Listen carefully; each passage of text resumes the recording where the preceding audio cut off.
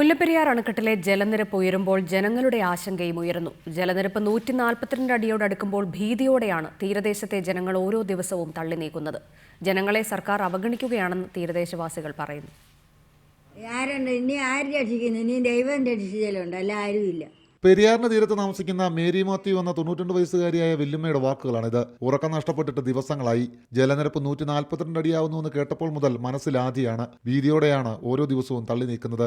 തങ്ങളെ രക്ഷിക്കാൻ ഇനി ആരുമില്ല എന്ന വേദനയാണ് ഈ മനസ്സിലുള്ളത്.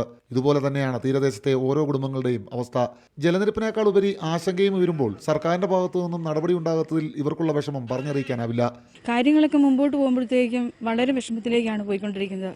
കാരണം തൂക്കിക്കൊല്ലാൻ പോകുന്ന ഒരാളുടെ നയിക്കുന്ന ഒരു മാനസികാവസ്ഥയിലാണ് ഈ തീരദേശവാസികളായിരിക്കും ഞങ്ങൾ ഓരോരുത്തരും ഇവിടെ കഴിയുന്നത്.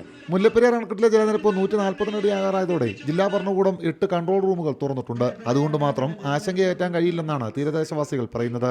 മുഖ്യമന്ത്രി അടിയന്തരമായി പ്രധാനമന്ത്രിയെ കണ്ട് പ്രശ്നപരിഹാരം സാധ്യമാക്കണമെന്നാണ് തീരദേശത്തെ ജനങ്ങളുടെ ആവശ്യം. റിപ്പോർട്ടർ, ഇടുക്കി.